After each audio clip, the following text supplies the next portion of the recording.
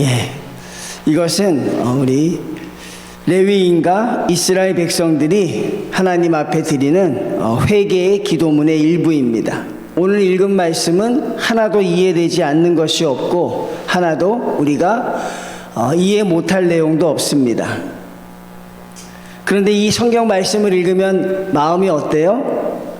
예, 좀 답답해지죠? 왜? 우리 인간의 모습이 여기에 나타나 있기 때문에 그렇습니다. 어떻게 이렇게 무지할 수 있을까? 어떻게 이렇게 아둔할 수 있을까? 우리가 여러분 한번 저지른 잘못은 또 저지르지 않으려고 노력을 많이 하지요. 또 우리가 보통 이 사회에서도 뭐 한두 번 잘못은 인정하지만 그 잘못이 두 번, 세 번 계속되어지면 결국 그 사람은 용서함을 받지 못하는데, 하나님이 이스라엘 백성을 인도하는 과정, 또 저와 여러분을 여기까지 인도하시는 과정에서 우리는 정말로 하나님의 말씀을 참 잘 안 듣는다는 것입니다. 알아들을 만도 한데 여전히 알아듣지 못합니다. 이것을 어떻게 해석해야 될까요? 왜냐하면 우리는 나름대로 똑똑하거든요. 여러분은 나름대로 현명합니다. 우리도 뭐 배울 만큼 배웠고 또 사회의 이치와 도리도 아는 사람인데 왜 이렇게 하나님 앞에서는 정말 말 안 듣는 못된 어린아이 같을까? 그게 여러분 성경의 역사의 반복이잖아요. 이 반복을 끊는 게 뭡니까? 예수 그리스도의 십자가입니다. 도무지 안 되겠거든요. 하나님이 우리 인간을 구원하는데 하나님이 지치셨어요. 우리 인간을 뒤치다꺼리 하는데 하나님이 정말 지치신 것 같아요. 징계를 하시면 살려달라고 죽겠다고 아우성쳐서 기도해서 또 구해주면 또 언제 그랬냐 한 듯이 또 죄를 짓고, 또 죄를 지은 게 너무 커서 징계를 하면 아이고 죽겠다고 또 소리를 질러대고, 살려만 주시면 다시는 안 그러겠다고 했다가 살려만 주면 또 언제 그랬냐는 듯이 또 죄를 짓고, 근데 죄의 강도는 점점 강해지고 하나님의 국률은 점점 커지는 것이죠. 왜 그러는 걸까요, 성도님들? 우리가 사회생활은 그렇지 않잖아요, 성도님들. 여러분, 우리가 그렇지 않잖아요. 우리가 만나는 사람, 우리가 흔히 살아가는 이 사회에서 우리는 그 정도로 우리가 좀 수준이 낮은 사람들은 아니지 않습니까? 누가 말하면 알아듣고, 한 번 잘못한 것은, 실패한 것은 또 안 하려고 하고, 그리고 나를 사랑해 주는 사람은 우리가 알죠. 그런데 왜 하나님 앞에서는 왜 이럴까요, 여러분? 이게 잘 이해가 되지 않죠? 왜 이렇게 아둔할까? 왜 이렇게 무지할까? 어떻게 이렇게 뻔뻔할까? 그리고 어떻게 이렇게 정말 아나무인일까? 왜 그럴까 한번 같이 우리가 생각해 보면, 이것은 육적인 문제와 이성과 어떤 현실의 문제는 아닌 것 같아요. 그러니까 이건 철저하게 영적인 문제이죠. 영적으로 막히면 이렇게 되는 것입니다. 하나님과의 관계가 바르지 못하면 하나님의 성도들은 이렇게 된다는 걸 보여주고 있는 것이에요. 하나님과의 관계가 늘 나빴습니까? 아닙니다. 한동안은 좋을 때도 있었죠. 하나님이 사랑하고 또 그들은 하나님께 찬양하고, 그때는 언제이냐면 하나님과의 관계가 바르게 성립되었을 때죠. 하나님이 아버지의 위치에, 하나님이 창조주의 위치에 있을 때 인간은 그래도 자기의 길을 갑니다. 그런데 우리가 하나님과의 관계가 어긋나기 시작하면 죄에 대해서 무감각해지는 거예요. 죄를 지어도 이게 죄인지 모르는 거예요. 그리고 죄보다 하나님으로 나가는 것이 더 싫은 거예요.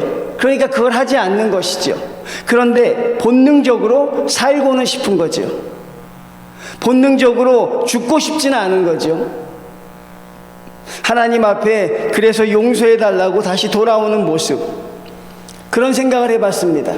하나님과의 관계가 정말로 중요하다는 것을 여러분들이 깨닫고 믿고 있느냐 하는 것입니다.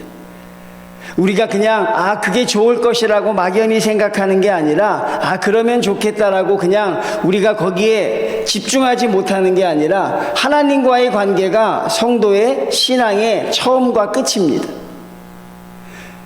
하나님과의 관계가 깨어지기 시작하면 우리는 이렇게 형편없는 사람들이 돼버리죠.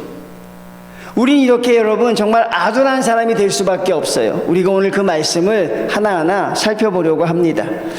오늘 저희가 같이 나누는 말씀의 주제는 긍휼을 베푸시는 하나님입니다. 우울증이라는 것이 있습니다. 예전에는 이 우울증이 성도들과는 조금 남인 줄 알던 때도 있었어요. 그냥 믿지 않는 사람들이 괴로워서 걸리는 병. 한때는 그렇게 생각했지만 요즘은 성도들도 이 우울증에서 자유롭지 못하죠. 성도들 중에서도 오히려 이 우울하게 생각하는 사람들이 참 많습니다. 이 우울증의 원인을 보면 두 가지라 그러는 것입니다. 나는 사랑받지 못한다는 생각, 또 하나 내가 왜 사는지 모르겠다. 이 두 가지 생각이 우울증의 아주 근본 축이래요. 나는 다른 사람들에게 인정을 받지 못하는 것 같아. 그리고 나는 내가 왜 사는지 모를 것 같아. 그러니까 성도하고는 아무 상관이 없는 거잖아요. 질문 자체가. 나는 사랑받지 못한다. 하나님이 우리를 예수 그리스도를 보내주심같이 사랑하는데 나는 사랑받지 못한다는 건 성도하고 정말 다른 문제 같죠. 그리고 내가 왜 사는지 모르겠다. 이것도 성도로서는 이해가 안 되는 문제이죠. 우리가 왜 삽니까, 여러분? 하나님의 영광을 위해 살잖아요. 하나님의 사랑을 우리가 분에 넘치게 받고 있고, 하나님이 끝까지 우리를 사랑하신다고 하고, 그리고 하루하루 하나님의 은혜와 사랑으로 살아가는 우리가 나는 사랑받지 못하는 것 같아. 내가 왜 사는지 모르겠어. 그렇게 생각하는 자체가 정말 아이러니 아니냐 하는 것이. 하나님 믿는 성도들이 왜 그런 생각을 하며 왜 이렇게 우울감에 빠져 있을까? 그것도 역시 하나님과의 관계가 바르지 못하기 때문에 그렇습니다.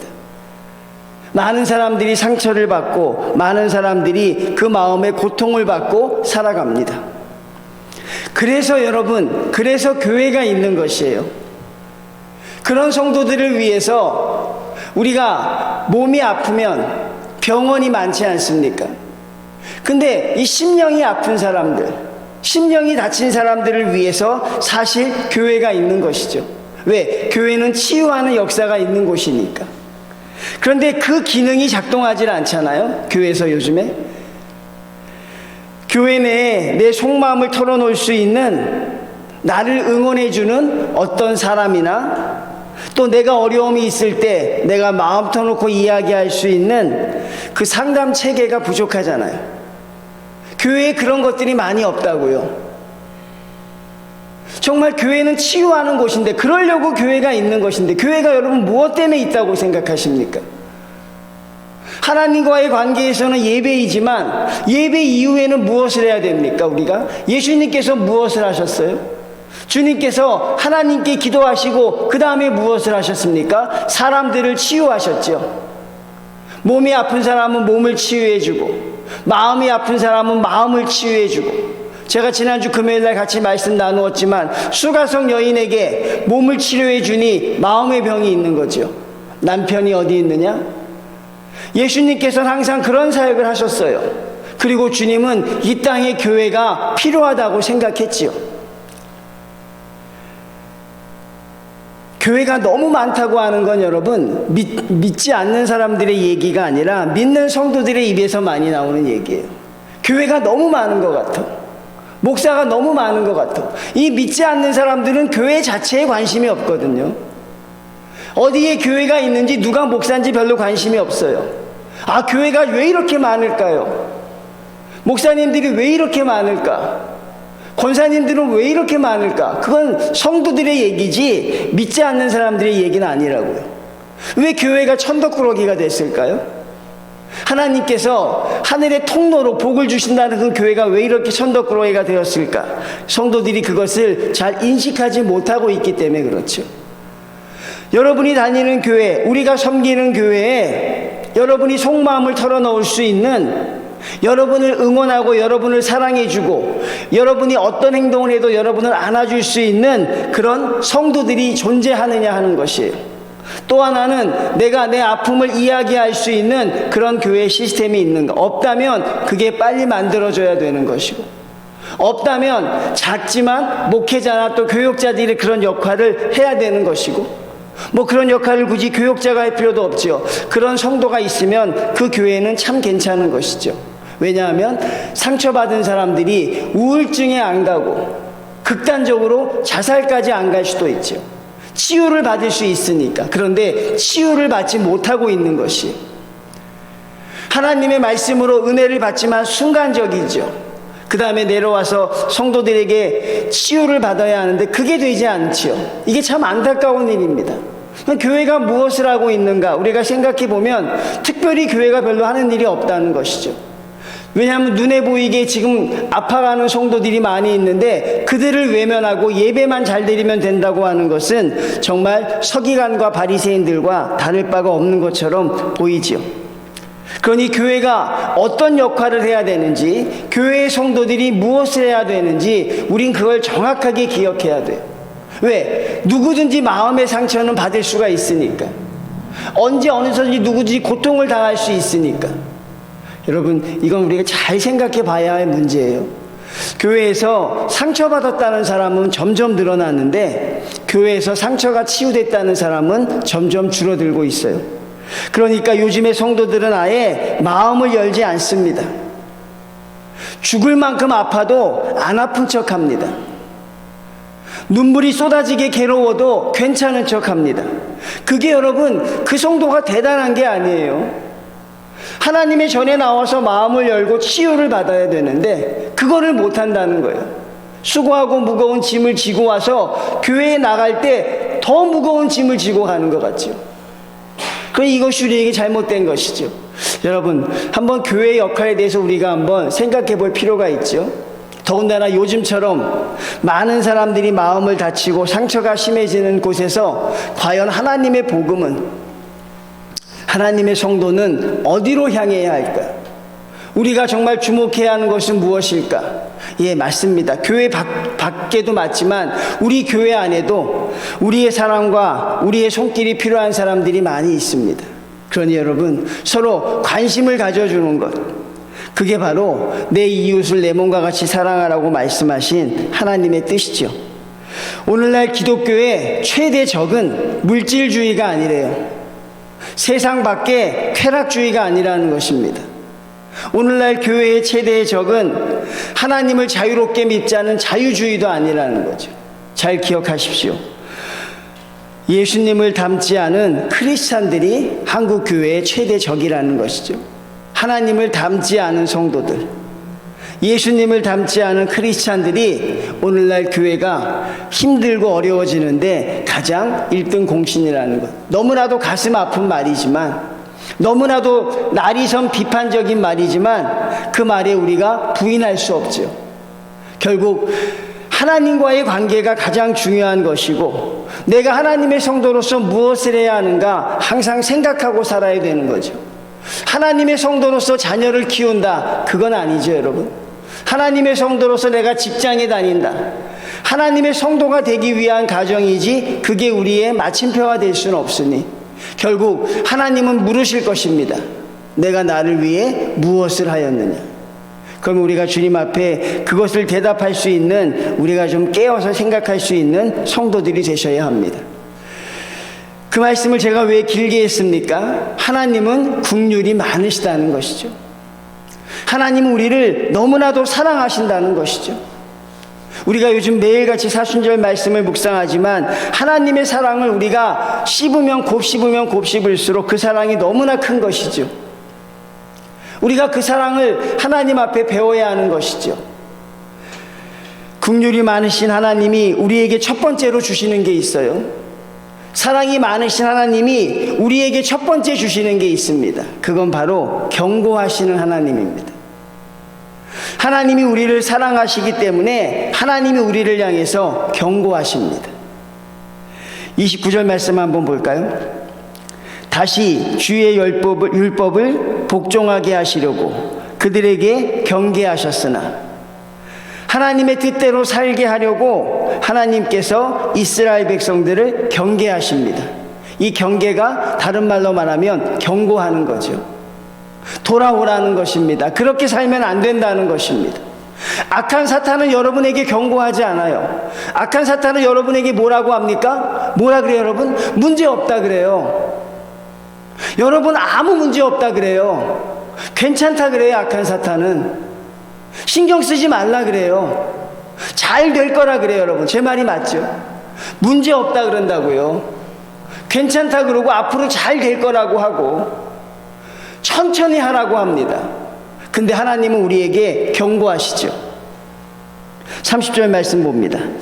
주께서 그들을 여러 해 동안 참으시고 또 주의 선지자들을 통하여 주의 영으로 그들을 또 경계합니다.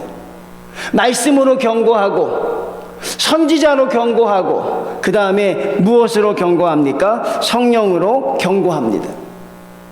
왜 경고하십니까? 사랑하니까요. 남에게 싫은 말 하는 것처럼 가장 불편하고 어려운 일은 없어요. 좋은 말만 하고 싶지요. 좋은 이야기만 하고 싶지요. 그런데 여러분 사랑은 결국 무엇으로 나타납니까? 하나님의 사랑을 보면 경고함으로 나타나죠. 그 영혼이 불쌍하니까. 그러니 우리가 악한 사탄의 역할을 해서는 안 된다는 것입니다. 괜찮다, 문제없다, 잘하고 있다, 천천히 해라. 이것은 여러분 하나님의 언어가 아니죠. 하나님은 무엇입니까? 거기서 우리에게 경고하여 주시는 것입니다. 무엇을 경고합니까? 29절 30절에 또 나와 있어요. 그들이 교만하여 사람이 준행하면 그 가운데서 삶을 얻는 주의 규례를 범하여 고집하는 어깨를 내밀며 목을 굳게 하여 듣지 않기 때문에 경고하는 것입니다. 하나님 왜 나에게 고난을 주십니까? 성도님들, 하나님 왜 나에게 이런 환경을 주십니까? 하나님 나에게 왜 그런 고통을 보게 하십니까? 여러분 제가 대답해 드려요. 그렇게 하나님께 질문하는 분께 제가 대답해 드릴까요? 말을 안 들으니까요. 여러분이 말을 듣지 않으시니까.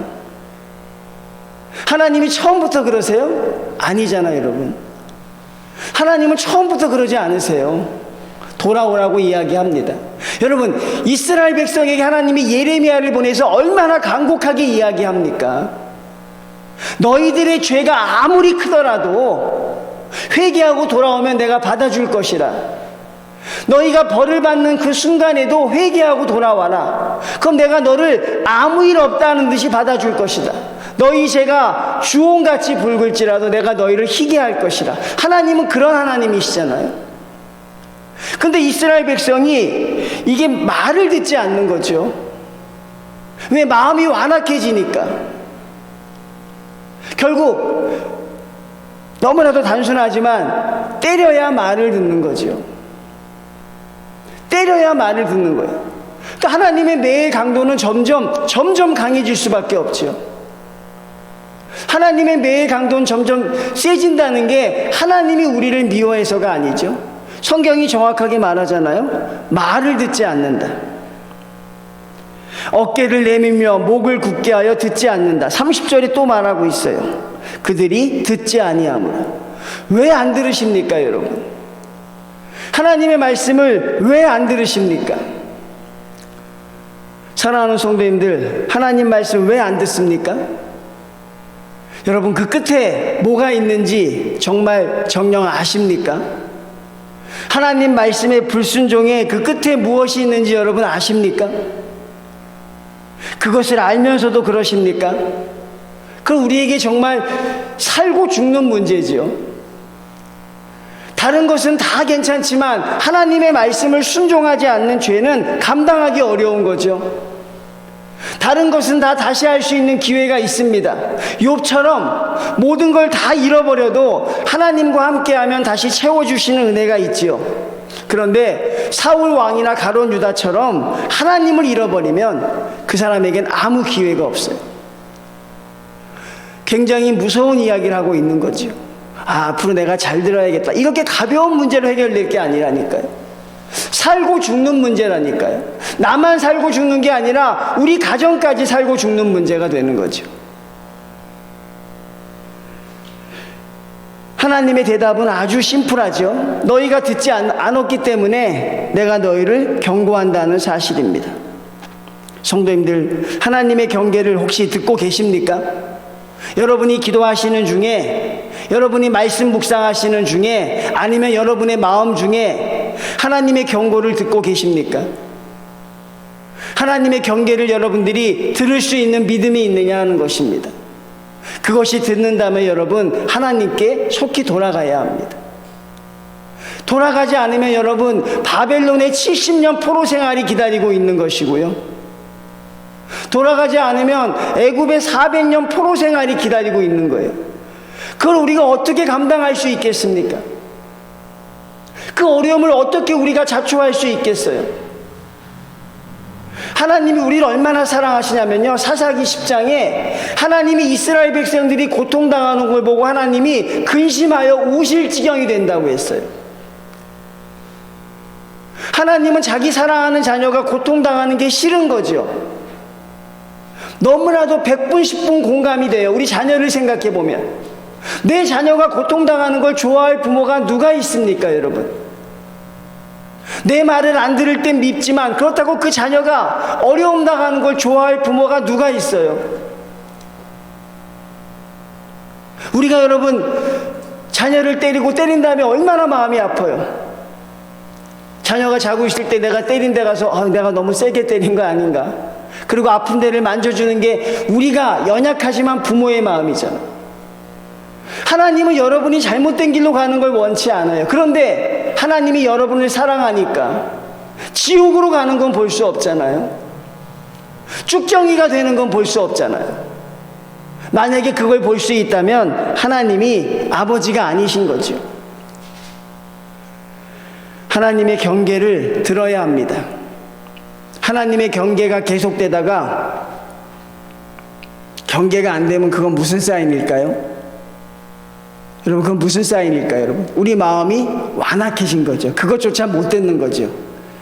그리고 이 얘기는 정말 하고 싶지 않지만 하나님이 버리신 게 아닐까? 하나님이 정말 하나님이 우리를 유기할까 봐 그게 두려운 거죠. 하나님의 고난받는 게 하나님이 아직도 우리를 사랑하신다는 증거입니다. 여러분이 주의 말씀대로 살지 못할 때 어려운 일이 생깁니까? 여러분들이 하나님의 뜻대로 순종하지 못할 때 고난의 깊이에 빠져드십니까? 그래서 여러분, 100% 이해하지 못하지만 고난당한 것이 내게 유익이라 그 말에 점점 고개가 끄덕여지는 것도 사실이죠. 하나님이 나를 사랑하신다는 것. 하나님은 자기가 사랑하는 백성들을 경고하십니다. 성령을 보내주십니다. 주의 선지자를 보내주십니다. 그리고 하나님의 음성을 들려주십니다. 그 음성은 단 한 가지입니다. 거기서 돌이키라는 것입니다. 돌아서라는 것입니다. 하나님이 없는 끝에 무엇이 있는지 우리들은 알고 있기 때문에 그렇죠. 성도님들, 돌아서는 건 연약한 게 아닙니다. 회개가 제가 뭐라 그랬어요? 처음으로 다시 돌아가는 거라고 했죠. 다시 시작하는 게 회개입니다. 하나님, 다시 시작하겠습니다. 오늘 이스라엘 백성은요, 다시 시작하려고 그래요. 하나님, 다시 시작하고 싶습니다. 그래서 하나님이 자기들을 경계하신 그것을 그들은 긍휼이 많으신 하나님으로 표현하고 있는 거죠. 사탄의 유혹이 이렇게 온다고 합니다. 어느 목사님이 말씀해 주신 건데, 너는 지금 너무 젊다. 너는 지금 너무 건강하다. 너는 지금 너무 할 일이 많다. 그러니 천천히 해라. 이게 여러분 사단의 유혹이라는 거예요. 난 아직 젊다. 난 아직 건강하다. 난 언제든지 돌아갈 수 있을 것이다. 근데 그게 얼마나 어리석은 생각인지 한 발만 뒤에서 생각해 보면 우리가 알 수 있어요. 그 말에 대표되는 게 뭐예요? 너희가 내일 일을 알지 못한다 그래. 내일 일을 알지 못하는데 나는 젊다. 나는 아직 시간이 많다. 여러분, 믿는 자의 고백이 아닌 것이죠. 하나님이 우리에게 주시는 것은 여러분을 사랑하셔서 오늘 이 3일 예배에 불러주셨습니다. 그리고 여러분에게 그 말씀을 듣게 하신 것은 하나님이 여러분을 사랑하시기 때문인 줄 믿습니다. 여러분, 그 경계, 하나님이 주시는 경고, 여러분들이 정말 하나님의 사랑으로 받으셔서 하나님께 돌아갈 수 있는 성도들이 되어야 합니다. 두 번째는 무엇입니까?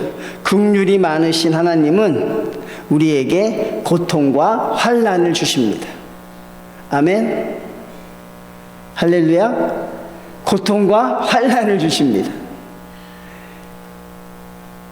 여러분, 뭐예요? 하나님 말씀도 듣고 잘 안 듣고 고통과 환난도 받고 싶지 않은 거예요? 그거예요? 내 뜻대로 살고 싶고 하나님의 벌은 안 받고 싶은 거, 그거예요? 그런 자리는 없다 그랬어요. 여러분, 그런 자리 찾고 있다면 포기하세요. 그런 자리는 없다 그랬어요.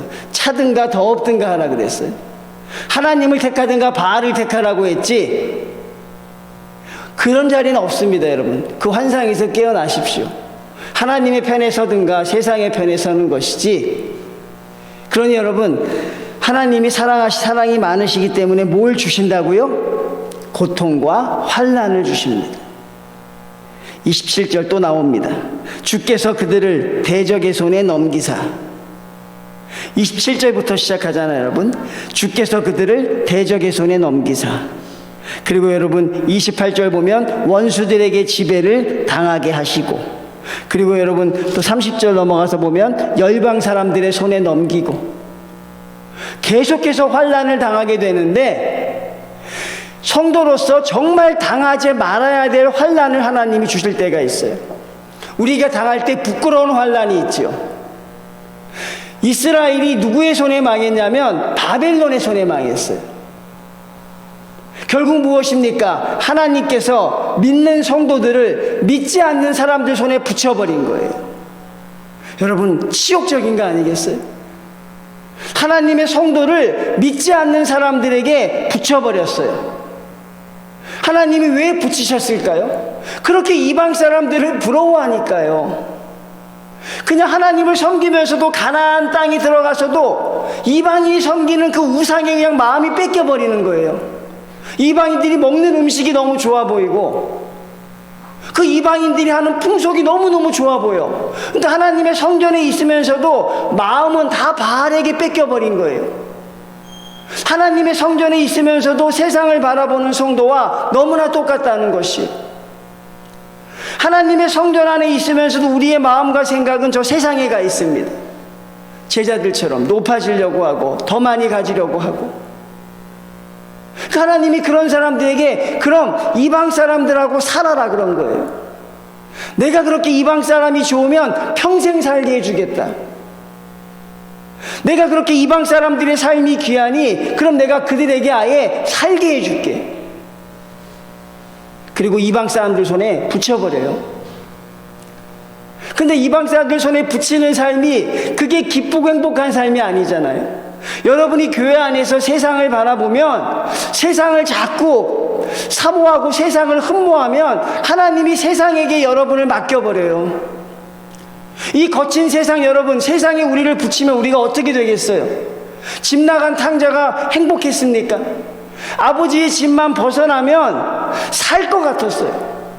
아버지의 잔소리죠. 아버지의 눈길만 안 보면 나는 행복할 것 같았어요. 아버지를 정말 떠나고 싶었어요. 그 하나님이 어떻게 아버지를 떠나게 하잖아요. 근데 떠난 삶이 행복했냐고요. 결국 그 탕자가 뭐라 그럽니까? 아버지를 바라보면서 그때가 좋았다 그러죠. 성도님들, 제가 한 서너 번 이야기했죠. 여러분들이 가장 아마 그리워할 시간이 되면 바로 오늘 이 시간이에요. 하나님 앞에 내가 자유롭게 예배드렸던 이 시간, 하나님 앞에 자유롭게 찬양했던 이 시간, 여러분 정말 그리울 것입니다.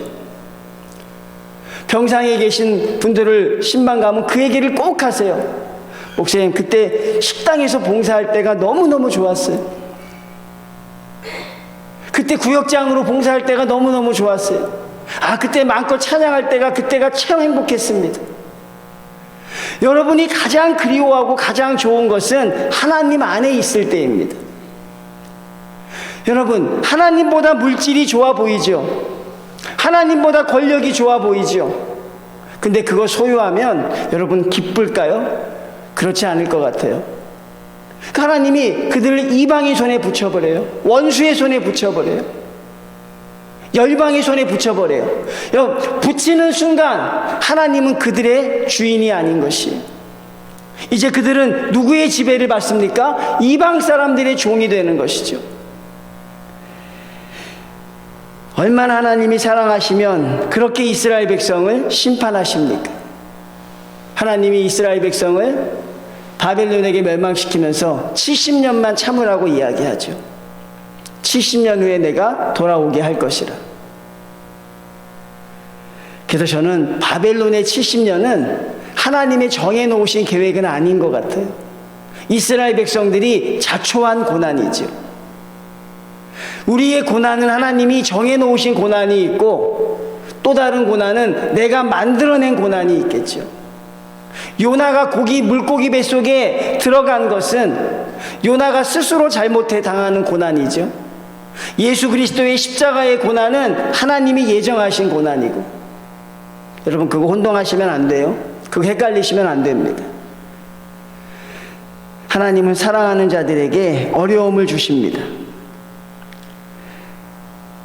우리가 그 하나님을 두려워해야 돼요.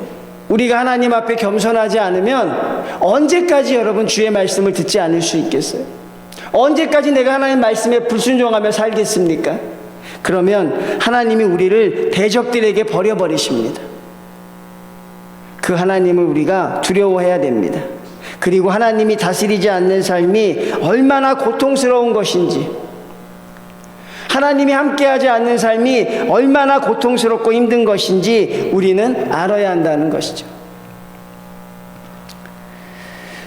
오늘날의 성도들은 하나님의 축복에만 익숙해 있어요. 하나님이 주시는 것에만 익숙해 있습니다.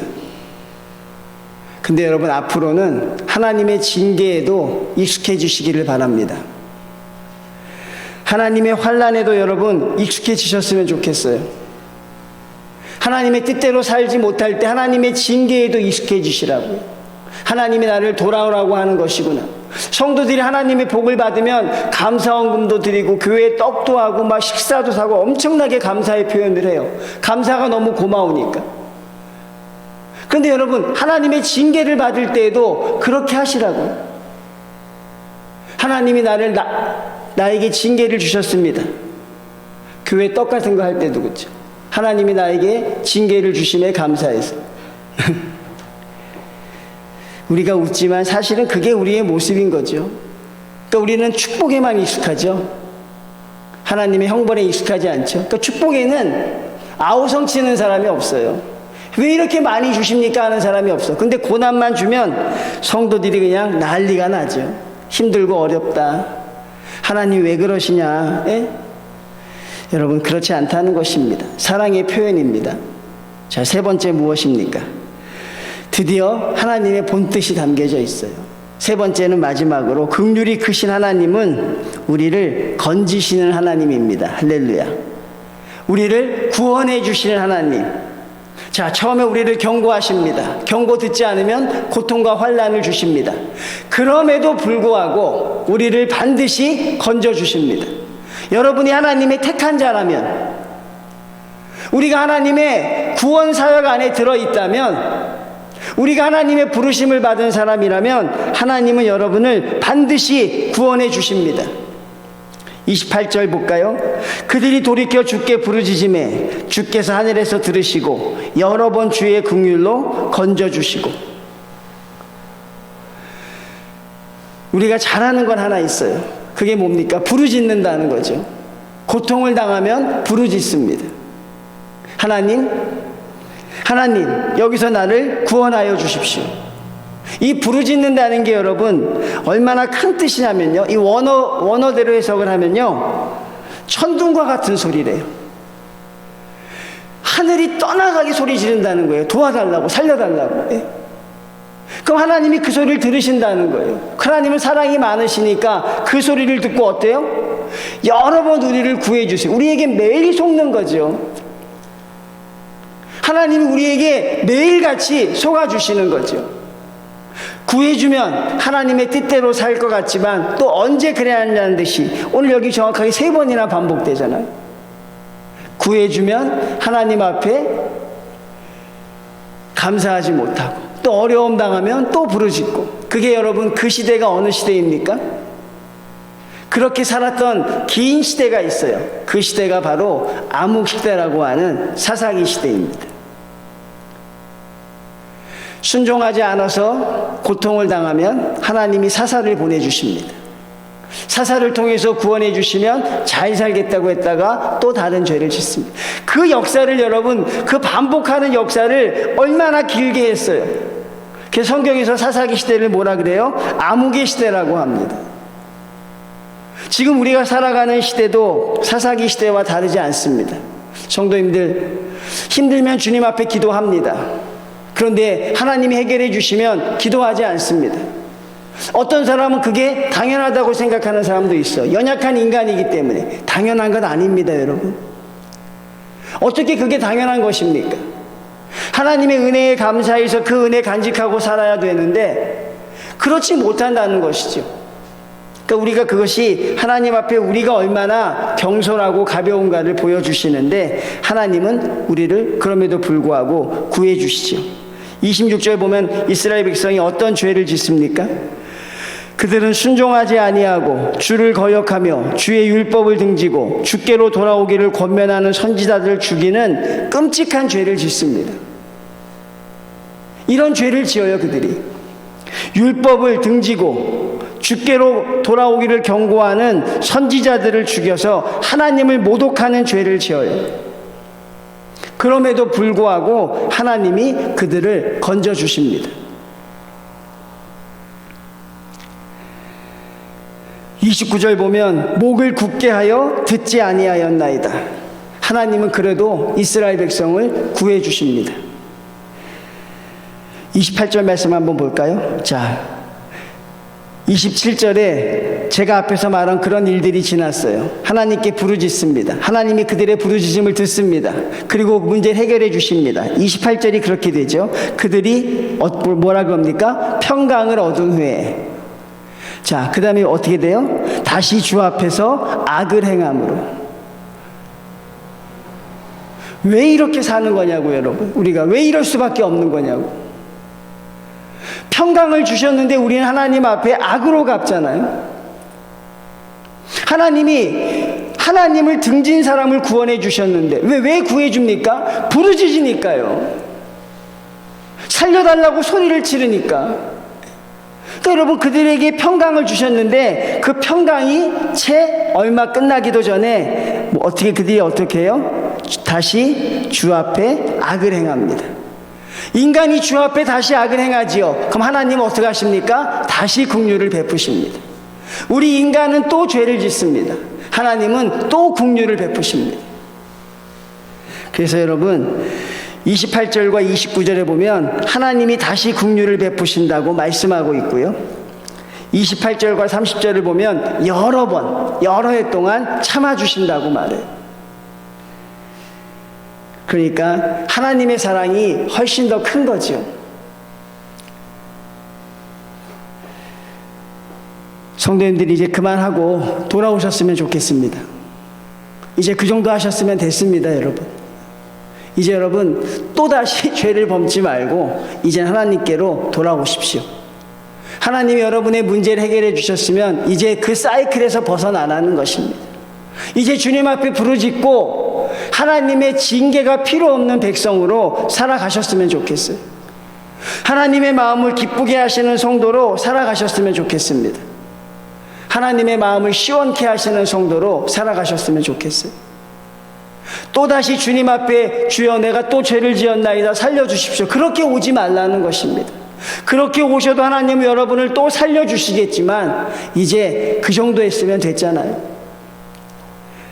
저도 그만하고 여러분도 그만하셨으면 좋겠어요. 이제는 하나님의 성도로 살아갈 수 있는 그 기쁨을 우리가 누리며 살았으면 좋겠어요. 평생 기억나는 게 하나님 앞에 잘못했다는 것과 하나님이 내 죄를 용서해 주신 것밖에 없다면 참 불쌍할 것 같아요. 평생 기억하는 게 그거야. 하나님이 나의 죄를 용서해 주셨고, 내가 하나님의 말씀을 그것만 거역한 것만 있으면 얼마나 우리가 불쌍한 사람이겠어요. 그러지 않기를 바랍니다, 여러분. 자, 31절 한번 봅니다. 하나님의 사랑이 거기에 표현되어 있죠. 하나님이 왜 이렇게 우리를 사랑하십니까? 31절에 나와요. 주의 크신 궁일로 그들을 아주 멸하지 아니하시며 버리지도 아니하셨사오니 주는 은혜로우시고 불쌍히 여기시는 하나님이심이니이다. 아멘. 어느 부분이 제일 은혜가 되십니까? 버리지 않는다는 게 은혜가 되네요. 그렇죠? 하나님 우리를 버리지 않으니까 조금 더 이렇게 살아도 될까요? 그렇게 해석하면 잘못 해석하는 겁니다. 하나님의 크신 사랑을 느껴야지, 하나님의 사랑 앞에서 우리가 이제는 보답할 때가 되지 않았나 생각합니다. 사사기 10장 16절에 제가 앞에서 말씀했듯이 여호와께서 이스라엘의 공고로 말미암아 마음에 근심하신다고 합니다. 하나님께서 우리를 바라보시고 눈물 흘리시는 것입니다. 우리를 그만큼 사랑하는 거예요. 그런데 여러분, 하나님이 우리가 사순절 기간을 지내고 있잖아요. 근데 주님이 십자가에서 고통당하실 때 하나님은 그때는 근심하지 않으세요. 주님의 고통에는 근심하지 않습니다. 오로지 여러분이 당하는 고통을 보고 근심하는 것이. 왜? 주님은 하나님이 정해주신 길을 가야 하는 것이었기 때문에. 그렇지만 우리는 우리의 죄로 인해서 당하지 않을 고난을 당하고 맞지 않을 매를 만나고 빨리 가지 못하는 길을 돌아서 가고, 하나님 바라보시기에 그게 너무 가슴이 아픈 거죠. 언제까지 그렇게 살겠느냐, 패역한 백성이요. 하나님의 말씀을 들을 수 있는 성도들이 되시길 바랍니다. 여러분, 하나님이 경고하십니다. 하나님이 고난을 주십니다. 그 모든 것을 합력하여 우리에게 사랑을 주시는 분인 줄 믿습니다. 성도님들, 우리 주님 앞에 더 이상 그런 흐름 속에 있지 마시고 하나님의 성도로 영원히 주님 앞에 평강의 모습으로 살아갈 수 있는 우리 귀한 성도들 되시기를 주님의 이름으로 축원을 드립니다. 하나님 감사합니다. 주여, 어리석은 저희를 용서하여 주시옵소서. 하나님, 우리의 죄를 하나님 아버지 기억하지 못하고, 하나님 아버지 주님 앞에 주님의 은혜를 생각하지 못하고 또다시 죄악의 길로 들어서는 저희들, 하나님 욕심 때문에, 또 하나님 아버지 때로는 우리의 생각 때문에 하나님의 말씀과 어긋나는 삶을 살아가는 저희를 주여 하나님 그래도 경고하여 주시고, 그래도 하나님 아버지여 고난을 주셔서 돌이키며 생각하게 하시고, 하나님 아버지 또 마지막으로 우리를 건져주심을 감사합니다. 하나님, 우리를 위한 십자가의 사랑을 묵상하는 귀한 주간에 하나님 또 하나님의 사랑을 깨닫습니다. 하나님, 그 사랑에 감사하게 하시고 그 사랑에 하나님 아버지여 화답하며 살아갈 수 있는 우리 믿음의 성도들 다 될 수 있도록 허락하여 주시옵소서. 예수님의 이름으로 기도드리옵나이다. 아멘.